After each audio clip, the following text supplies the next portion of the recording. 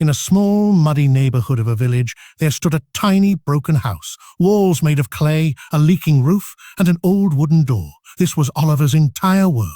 Oliver was the son of a poor laborer. His father went to the city every day to work as a daily wage worker. Sometimes he found work. Sometimes he returned home empty-handed.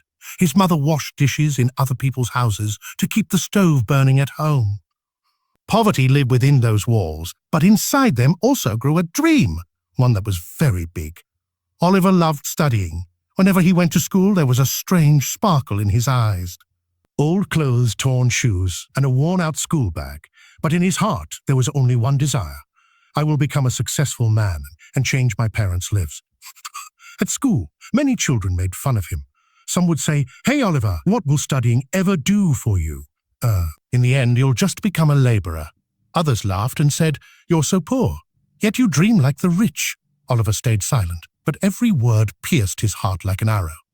Many nights he lay awake watching water drip from the leaking roof, thinking, is this really my destiny? One day a schoolteacher named Mr. Hamid noticed Oliver sitting alone in the library, reading an old book. The teacher asked, "My son, what are you reading so deeply?" Oliver replied softly, "Sir, I'm reading the story of a successful scientist. He was poor too, but he never gave up." Mr. Hamid smiled and gently placed his hand on Oliver's head. "I remember this," he said. "Circumstances don't break a person. People break themselves by giving up. If you don't give up, the world cannot stop you." These words were engraved in Oliver's heart. Time passed and poverty grew even harsher. One day, Oliver's father fell seriously ill. There was no source of income left at home. Oliver was forced to work at a shop after school. He spent the entire day working, his body exhausted at night, yet he never left his books. Many nights, he studied under the dim light of a clay oil lamp. Seeing him, his mother would say, "Son, get some rest. You'll make yourself sick." Oliver would smile and reply, "Mother, just a little patience. Our life will change." Sometimes even Oliver felt broken. During exams, he didn't have money for fees. He had to borrow books.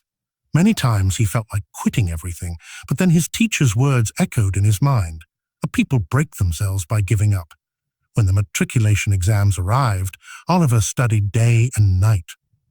When the results came, he stood first in the entire school. The whole village talked about it.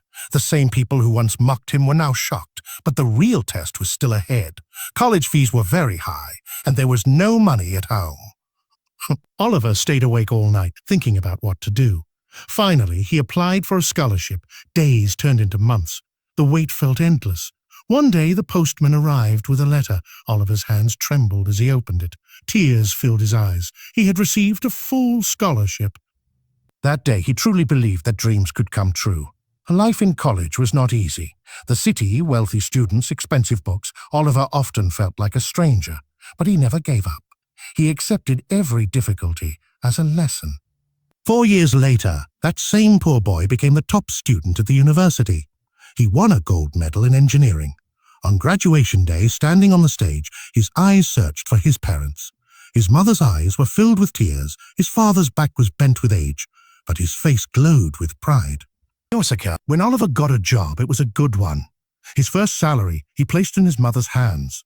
With trembling fingers, she held the money and said, "My son, today all my exhaustion has disappeared."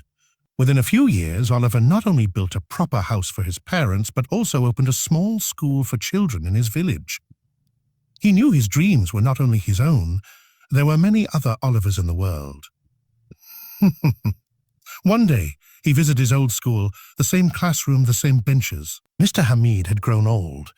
Oliver kissed his teacher's hands and said, "If you hadn't said those words to me that day, I might have given up." Tears filled the teacher's eyes.